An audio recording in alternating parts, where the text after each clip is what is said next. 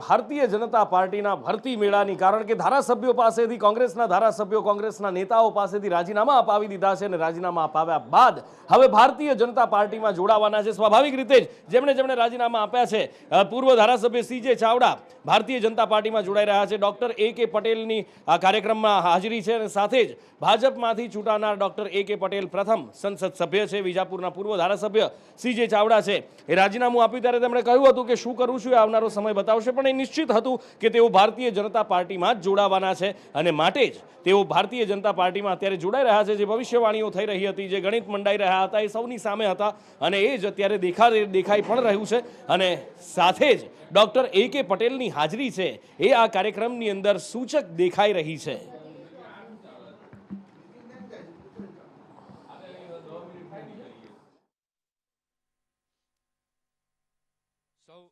લોકસભાની ચૂંટણી આવી રહી છે અને લોકસભાની ચૂંટણીમાં ભારતીય જનતા પાર્ટીને પ્રદેશ પ્રમુખ CR પાટીલ દ્વારા તમામ કાર્યકર્તાઓને એક ટાર્ગેટ આપવામાં આવ્યો છે કે 5.5 લાખથી દરેકની વધારે લીડ હોવી જોઈએ 26 બેઠકમાં.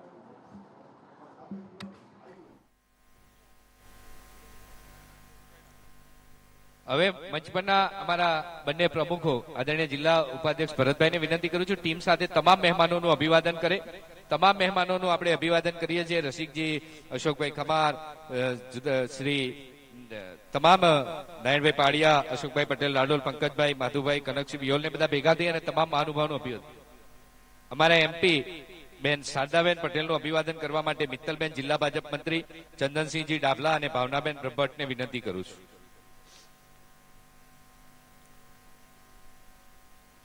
તમામ મહાનુભાવોનું ઝડપથી આપણે ખેસ પહેરાવીને અભિવાદન કરીએ એવી વિનંતી.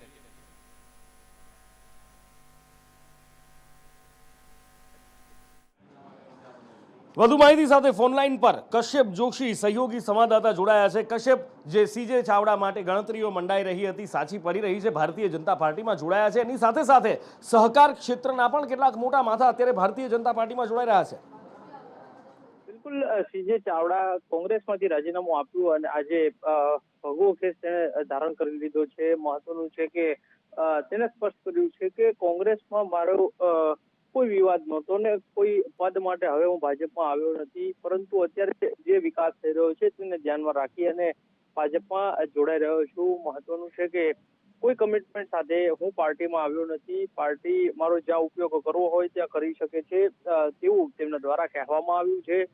CJ ચાવડાની સાથે કેટલાક સહકારી આગેવાનો છે, કોંગ્રેસના કેટલાક હોદ્દેદારો છે, પદાધિકારીઓ છે, તે પણ અત્યારે ભાજપમાં જોડાયા છે. જે પ્રમાણે છેલ્લા થોડા સમયથી ઓપરેશન લોટસ ચાલી રહ્યું છે અને તેના ભાગરૂપે એક બાદ એક કોંગ્રેસના મોટા માથા છે તે પાર્ટી છોડી રહ્યા છે અને ભગવો ખેસ ધારણ કરી રહ્યા છે.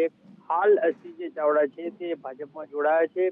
સૂત્રો તરફથી જે માહિતી મળી રહી છે તે મુજબ આગામી લોકસભાની ચૂંટણી આવશે ત્યારે પેટા ચૂંટણી વિધાનસભાની યોજાનાર છે અને તેમાં CJ ચાવડા છે વિજાપુરથી જ પેટા ચૂંટણીમાં ભાજપ તરફથી ઉમેદવારી કરશે અને ચૂંટણી લડશે. જી, આ ગુજરાત મહાત્મા ગાંધી અને સરદાર વલ્લભભાઈ પટેલનું ગુજરાત,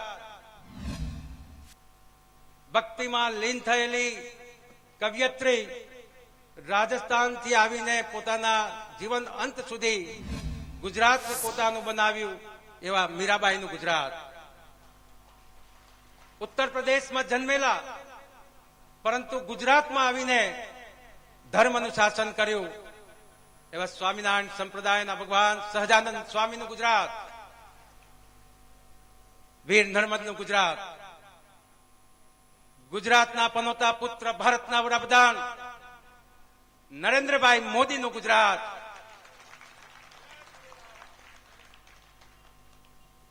જેમને સાથ આપી રહ્યા છે અને સમગ્ર દેશમાં ગૃહ ખાતું સંભાળે છે, સહકાર ખાતું સંભાળે છે એવા અમિતભાઈ શાહનું ગુજરાત, અને હવે તો સવાઈ ગુજરાતી એવા CR પાટીલ સાહેબનું આ ગુજરાત.